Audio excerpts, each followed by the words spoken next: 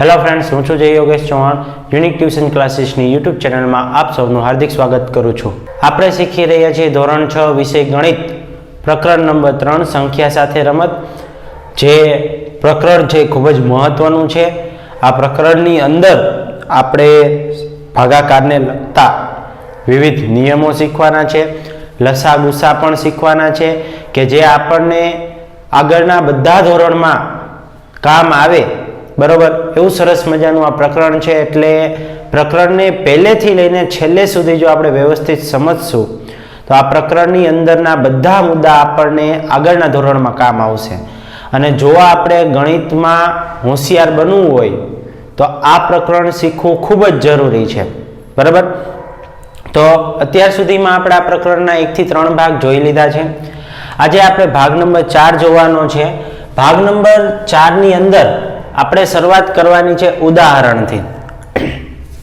ઉદાહરણ નંબર 4 એમ કહે છે કે 15 કરતા નાની બધી અવિભાજ્ય સંખ્યાઓ લખો. અવિભાજ્ય સંખ્યા આવે એટલે એરિસ્ટોનિસની જે આપણે છેલ્લા વિડીયોમાં ચાળણી જોઈતી, એ ચાળણી તરત આપણને યાદ આવી જોઈએ. બરાબર, એટલે તરત જ તમને ખ્યાલ આવી જશે કે કોને અવિભાજ્ય સંખ્યા કહેવાય ને કોને વિભાજ્ય સંખ્યા કહેવાય. એને આપણે ડીપમાં ભાગ નંબર 3 ની અંદર જોયું હતું. બરાબર, હવે જો આમાં ચોખવટ કરી કીધું કે 15 કરતા નાની, એટલે શરૂઆત તો 0 થી ચાલુ કરવાનું, 0 થી જોતું જવાનું કે કઈ સંખ્યા અવિભાજ્ય સંખ્યા છે એમ. બરાબર, એટલે 0 છે એ અવિભાજ્ય નથી, 1 પણ છે એ અવિભાજ્ય નથી. પછી 2, તો કે જો 2 છે ને એ અવિભાજ્ય સંખ્યા હતી. બરાબર, તો 2 આવશે. 2 પછીની અવિભાજ્ય સંખ્યા 3 હતી. 3 પછીની 4, 4 ને અવિભાજ્ય નો કહેવાય કારણ કે 2 ના ઘડિયામાં આવે એટલે. 5 અવિભાજ્ય સંખ્યા હતી. 6 ને પણ અવિભાજ્ય નો કહેવાય કારણ કે 6 છે એ 2 ના અને 3 ના 2 ના ઘડિયામાં આવે છે. ત્યાર પછી 7 છે અવિભાજ્ય સંખ્યા હતી. 8 છે એ વિભાજ્ય સંખ્યા છે. 9 છે એ પણ વિભાજ્ય સંખ્યા છે. 10 છે એ પણ વિભાજ્ય સંખ્યા છે. 11 છે એ કેવી સંખ્યા હતી તો કે અવિભાજ્ય સંખ્યા હતી. 12 છે એ પણ વિભાજ્ય સંખ્યા છે. 13 છે પાછા એ કોઈના ઘડિયામાં ન આવે, જો આવે 13 તો કે ના, તો 13 કેવી સંખ્યા બની ગઈ તો કે એ પણ આપણા માટે અવિભાજ્ય સંખ્યા બની ગઈ. હવે 14 છે એ વિભાજ્ય છે, 15 કરતા નાની એટલે 15 સુધી પહોંચવાનું નથી. તો 15 કરતા નાની હોય એવી કેટલી અવિભાજ્ય સંખ્યા તો કે 1, 2, 3, 4, 5 અને 6. કઈ કઈ તો કે 2, 3, 5, 7, 11 અને 13. આ 6 સંખ્યાઓ છે એ શું છે તો કે 15 કરતા નાની બધી અવિભાજ્ય સંખ્યાઓ છે. બરાબર, અહીંયા આપણું ઉદાહરણ નંબર 4 પૂર્ણ થઈ ગયું. ખાલી આટલું જ પૂછ્યું હતું. અને આવું આપણને પ્રશ્નમાં પૂછી શકે, એક શબ્દમાં ઉત્તર આપો એમાં આપણને આ પૂછી શકે અને આપણે એનો જવાબ પણ આપવો પડે. બરાબર, તો જ આપણને ખબર પડે કે એનો જવાબ શું થાય છે અને સામેવાળાને પણ ખ્યાલ આવે કે ભાઈ 15 કરતા બધી જ નાની અવિભાજ્ય સંખ્યાઓ છે એ આ વ્યક્તિએ જવાબમાં લખી છે. હવે આપણે ખૂબ જ મહત્વનો મુદ્દો છે એ જોવાનું છે બેકી અને એકી સંખ્યાઓ. બેકીને અંગ્રેજીમાં ઇવન કહેવાય, જ્યારે એકીને અંગ્રેજીમાં ઓડ નંબર્સ કહેવાય. બેકી સંખ્યા એટલે ઇવન નંબર્સ, એકી સંખ્યા એટલે ઓડ નંબર્સ. એ પણ અંગ્રેજી માધ્યમના વિદ્યાર્થીઓ માટે ખાસ જરૂરી છે સમજવું. બરાબર, તો બેકી સંખ્યા અને એકી સંખ્યાઓ કોને કહેવાય, કેવી રીતે આપણે જાણી શકીએ એ આપણે જોવાનું છે. બરાબર, શું તમે સંખ્યા 2, 4, 6, 8, 10, 12, 14 એમ બબે ઉમેરતા જ જાઓ માં કોઈ પણ સ્વરૂપનું અવલોકન કર્યું છે? તમે કઈ અવલોકન કર્યું? જો તમે અવલોકન કર્યું હશે તો તમે શોધશો કે તે બધા જ 2 ના અવયવી છે. આ જોવો જોઈએ, 2 કા 2, 2 દુ 4, 2 તેરી 6, 2 4 8, 2 પંચા 10, 2 છક 12, 2 સત્તા 14, 2 અઠ્ઠા 16, 2 નવા 18, 2 10 20, 11 દુ 22, 12 દુ 24. આ જેટલી પણ સંખ્યા છે એ બધી સંખ્યાઓ શું છે તો કે તે બધા જ 2 ના અવયવી છે. શું છે? તે બધા જ 2 ના અવયવી છે બરાબર આટલું સમજાણું 2 4 6 8 10 12 જે કન્ટિન્યુ બે માં ઉમેરતા જાવ તો એ જે સંખ્યા મળી બધી સંખ્યા 2 ની અવયવી છે આને બેકી સંખ્યાઓ કહેવામાં આવે છે જો ખાસ યાદ રાખજો આ 2 4 6 8 10 છે એને બેકી સંખ્યાઓ કહેવામાં આવે છે અને જેને અંગ્રેજીમાં ઇવન નંબર્સ કહેવામાં આવે છે બાકીની સંખ્યા 1 3 5 7 9 11 ને એકી સંખ્યા કહેવામાં આવે છે બાકી જે સંખ્યા વધી કઈ તો કે 1 3 5 7 9 11 એવી રીતે આગળ વધતા જાવ તો આ જે સંખ્યાઓ છે એ બધી સંખ્યાઓને એકી સંખ્યા કહેવામાં આવે છે તમે ચકાસી શકો છો કે કોઈ પણ સંખ્યા બેકી છે કે નહીં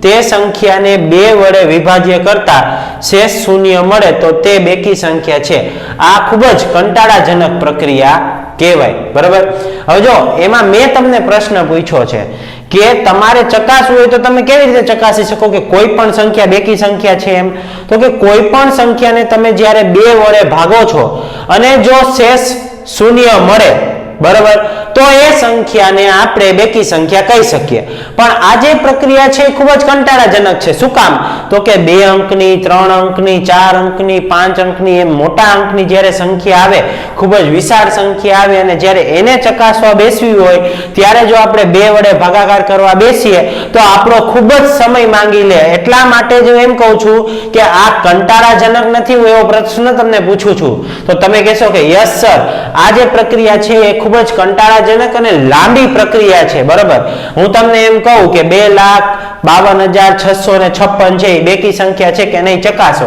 તો એના માટે તમારે એ સંખ્યાનો 2 વડે ભાગાકાર કરવો પડે અને એના માટે ખૂબ જ સમય પણ માંગી લેતો હોય છે બરાબર આપણો તો એ ખૂબ જ લાંબી અને કંટાળાજનક પ્રક્રિયા છે તો કઈ શોર્ટમાં થાય એવું ખરી બરાબર કારણ કે આપણે બધા ગુજરાતી અને ગુજરાતીને શોર્ટકટ બહુ જ ગમે તો આપણે એવું વિચારીએ છીએ કે ભાઈ ભાગાકાર કરવો અને એટલી બધી લાંબી પ્રક્રિયા કરવી એના કરતા કઈ શોર્ટકટ રસ્તો કયો જેથી કરીને અમે યાદ રાખી શકીએ કે આ સંખ્યા એકી સંખ્યા છે અને આ સંખ્યા છે એ બેકી સંખ્યા છે તો ચાલો આપણે જોઈએ એને કેવી રીતે યાદ રાખી શકાય બરાબર આપણે જાણીએ છીએ કે 0 2 4 6 8 જેવી સંખ્યા એકમના અંકમાં આવતી હોય તો તે બેકી સંખ્યા છે આ તમારે યાદ રાખવું પડે શોર્ટકટમાં આટલું તો યાદ રાખવું જ પડે કે એકમના અંકમાં 0 2 4 6 અને 8 જેવા અંકો આવતા હોય તો એ સંખ્યાને બેકી સંખ્યા કહે છે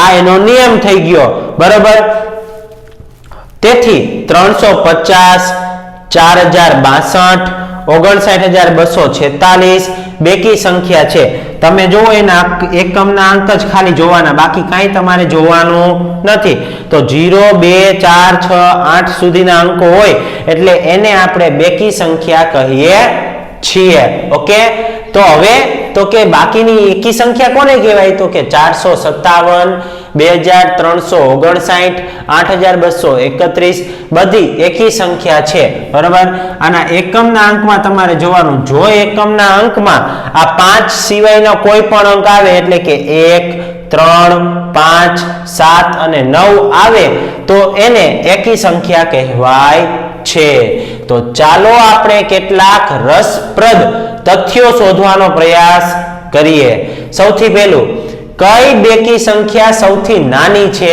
તો કે સૌથી નાની બેકી સંખ્યા હોય ને એ કઈ છે તો કે 2 છે કઈ છે 2 છે કઈ અવિભાજ્ય સંખ્યા સૌથી નાની છે તો કે સૌથી નાની અવિભાજ્ય સંખ્યા અહીંયા જોવો એટલે તમને ખબર પડી જાય કઈ છે તો કે એ પણ 2 જ છે તે પણ 2 છે આમ 2 એ સૌથી નાની કે જે બેકી સંખ્યા છે અને અવિભાજ્ય સંખ્યા પણ છે યાદ રાખજો આપણને ખાલી જગ્યામાં પૂછી શકે કે સૌથી નાનામાં નાની બેકી સંખ્યા કયો કે જે અવિભાજ્ય સંખ્યા હોય તો ઈ છે 2 કઈ છે 2 હવે અન્ય અવિભાજ્ય સંખ્યાઓ 3 5 7 11 13 છે શું તમે આ સૂચિમાંથી કોઈ પણ બેકી સંખ્યા શોધી શકો છો નહીં જ ને જો આ સૂચિને તમે આમ આગળ વધારો તમે જે ઓલું કોષ્ટક આપણે જોયું ઇરેસ્ટોનિસની ચારણીમાં તમારે જોઈ લેવાની છૂટ કે 2 સિવાયની કોઈ પણ બેકી સંખ્યા આપણી પાસે અવિભાજ્ય મળતી નથી, કેમ કે તેઓ બધી એકી સંખ્યાઓ છે. એટલે 2 સિવાયની જેટલી પણ અવિભાજ્ય સંખ્યાઓ છે એ બધી જ સંખ્યાઓ એકી સંખ્યાઓ છે. આ રીતે આપણે કહી શકીએ છીએ કે 2 સિવાયની બધી અવિભાજ્ય સંખ્યા એકી સંખ્યા છે.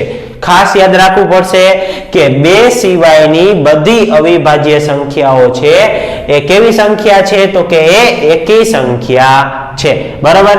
આ ઉદાહરણ 4 અને બાકીનો જે થિયરિકલ પોઈન્ટ હતો એ સમજવો ખૂબ જ જરૂરી છે, કેમ કે આના પછીના સ્વાધ્યાયની અંદર આપણે આ થિયરિકલ પોઈન્ટને ધ્યાનમાં રાખીને જ એ સ્વાધ્યાય ગણવાનું છે, જેથી કરીને તમે આને વ્યવસ્થિત સમજીને તમારી બુકમાં નોટ ડાઉન કરી લેજો. તો ચાલો વિદ્યાર્થી મિત્રો, હવે આપણે જોવું છે સ્વાધ્યાય 3.2.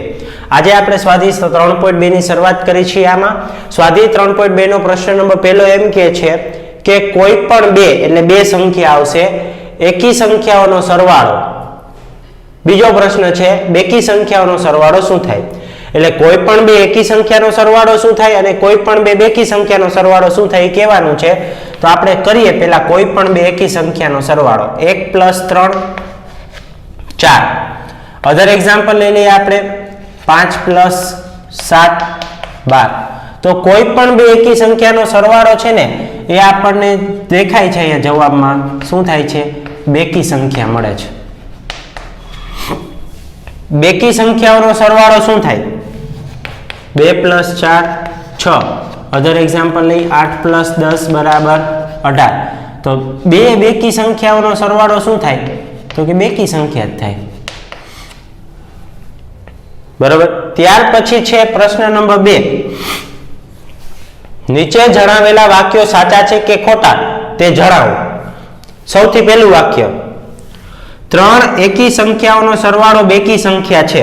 3 એકી સંખ્યાનો સરવાળો બેકી સંખ્યા છે. તો 3 એકી સંખ્યા લઈ લઉં હું. 1 + 3 + 5. 1 ને 3 4, 4 ને 5 9. જોવો જોઈએ બેકી સંખ્યા આવ્યું તો કે ના. તો આજે વિધાન આપ્યું છે, વિધાન કેવું છે તો કે ખોટું છે. 2 એકી સંખ્યા અને 1 બેકી સંખ્યાનો સરવાળો બેકી સંખ્યા છે. 2 એકી સંખ્યા એટલે 1 + 3 + 1 બેકી સંખ્યા એટલે 2. 1 ને 3 4, 4 ને 2 6. તો જવાબ જોવો જોઈએ બેકી સંખ્યા આવ્યો તો કે હા. તો આ વિધાન કેવું છે, ખરું છે. 3 એકી સંખ્યાઓનો ગુણાકાર એકી સંખ્યા છે. 1 × 3 × 5. 1 3 3, 3 5 15. 15 જોવો જોઈએ એકી સંખ્યા છે તો કે હા. તો આ વિધાન કેવું છે, ખરું.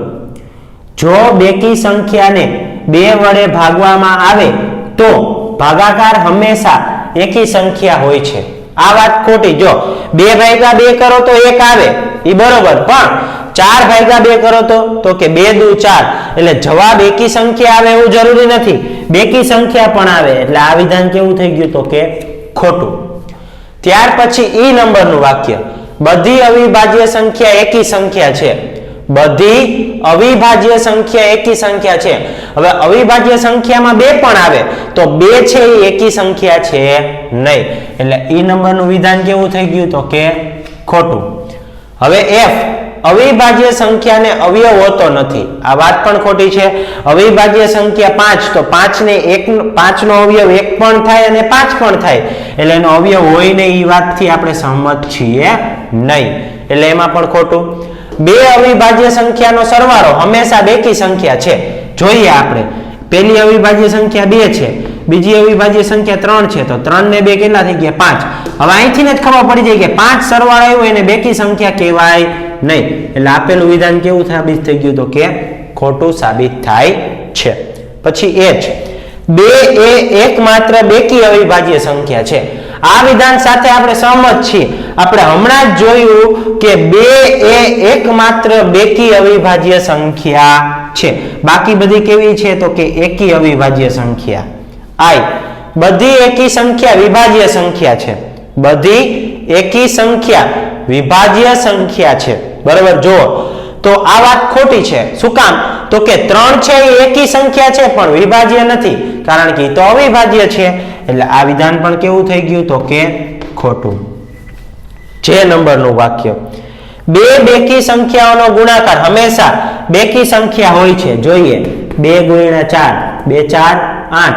હજુ એક ઉદાહરણ લઈએ આપણે, 4 ગુણ્યા 6, 4 છીક 24. તો આપેલું વિધાન કેવું સાબિત થઈ જાય છે? તો કે ખરું, કારણ કે બે બેકી સંખ્યાઓનો ગુણાકાર હંમેશા બેકી સંખ્યા મળે છે. એટલે આપેલું વિધાન કેવું સાબિત થઈ ગયું? તો કે અહીંયા ખરું સાબિત થઈ ગયું. રેડી? તો આ જે મુદ્દો છે એ આપણા માટે ખૂબ જ જરૂરી હતો, જે આપણે સમજો. તો પ્રશ્ન નંબર 1 અને પ્રશ્ન નંબર 2 ને વ્યવસ્થિત સમજીને તમારી બુકમાં નોટ ડાઉન કરી લેજો. તો ચાલો હવે આપણે આગળ જોઈએ. સ્વાધ્યાય 3.2 દાખલા નંબર 3. 13 અને 31 એ અવિભાજ્ય અને અવિભાજ્ય છે. આ બંને સંખ્યાના અંકો 1 અને 3 સમાન છે. 100 સંખ્યા સુધી આવી અવિભાજ્ય સંખ્યાની જોડી તમારે શોધવાની છે. એટલે 13 અને 31 તમે સંખ્યા જોશો એટલે તમને થોડો ખ્યાલ આવી જશે. બરાબર? શું ખ્યાલ આવશે? તો કે આ એક એવી જોડી છે કે જે બે અવિભાજ્ય સંખ્યા છે અને બેના અંકોનું ઉલટું કરો તો પણ સેમ જ આવે. હવે આપણે 13 પછીની અવિભાજ્ય સંખ્યા વિશે વિચારીએ ને તો એ છે 15. બરાબર?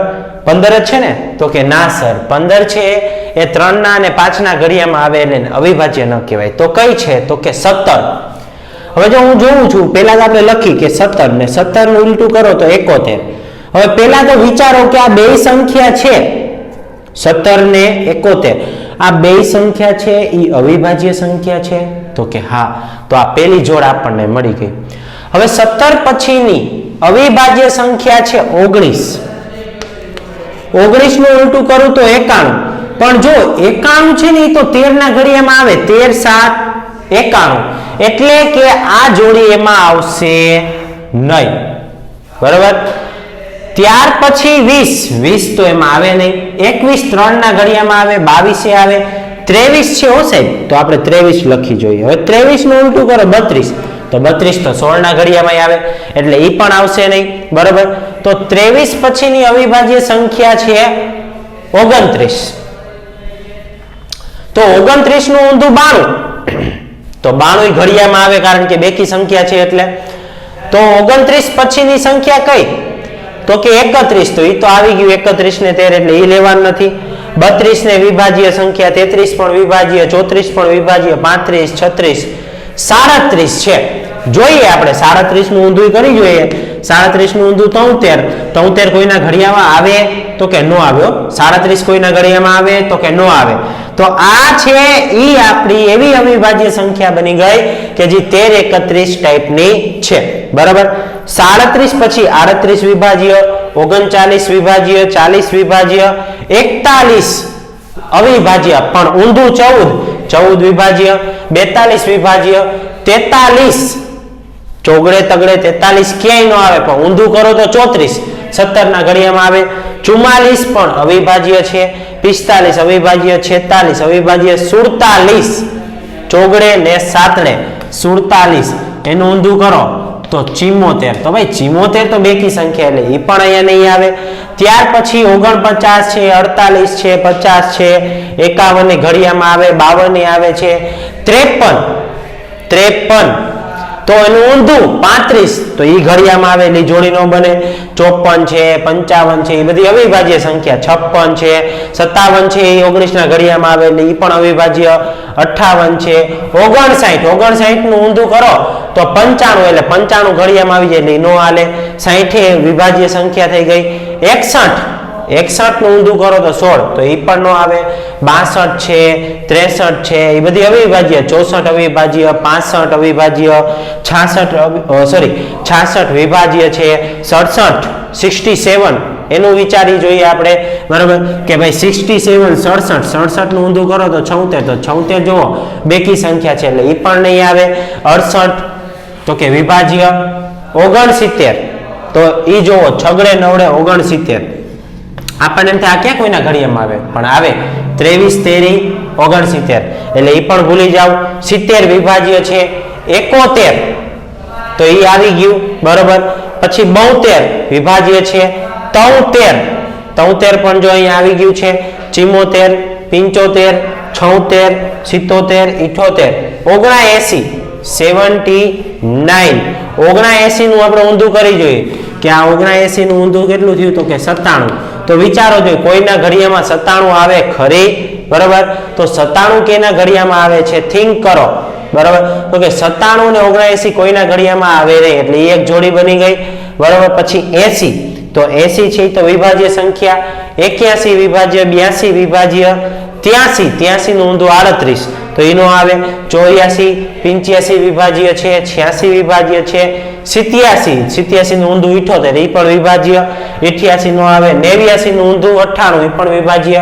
90 પણ વિભાજ્ય. 91 નવડે એકડે 91 13 7 91 92 પણ વિભાજ્ય.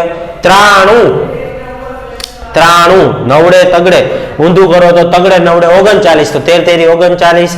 94 95 96 97 નવડે ને સાતડે 97 તો આવી ગયું. 98 આવી ગયું. 100 આવી ગયું બરાબર. તો 100 સુધી કીધું હતું તો 100 સુધી જોયું તો આપણને એવી ત્રણ સંખ્યા મળી કે જે 13 અને 31 ની જેમ અંકોની અદલા બદલી થઈ જાય છતાં પણ બંને સંખ્યા કેવી રહેતી હતી તો કે અવિભાજ્ય સંખ્યા જ રહેતી હતી બરાબર. ત્યાર પછી છે ચોથો પ્રશ્ન. 20 થી નાની અવિભાજ્ય અને વિભાજ્ય સંખ્યા અલગથી લખો.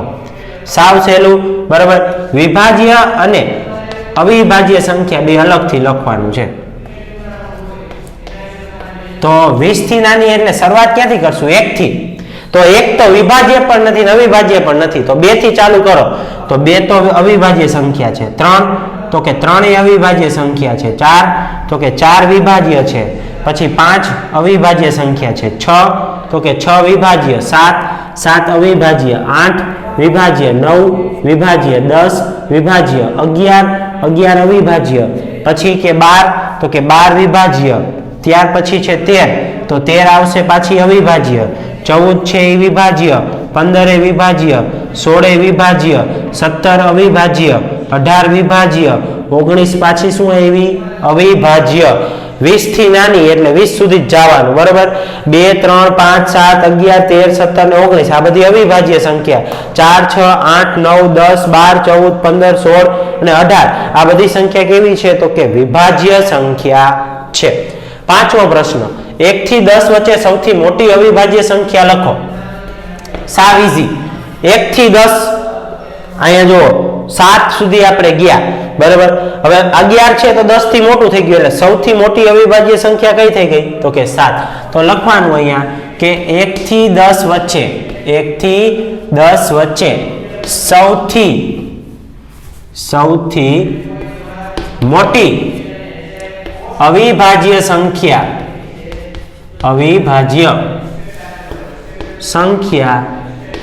7 છે. કેટલી છે તો કે 7 છે. તો અહીંયા આપણો સ્વાધ્યાય 3.2 નો પ્રશ્ન નંબર 3 4 અને 5 પૂર્ણ થાય છે. વ્યવસ્થિત સમજીને તમારી બુકમાં નોટ ડાઉન કરી લેજો.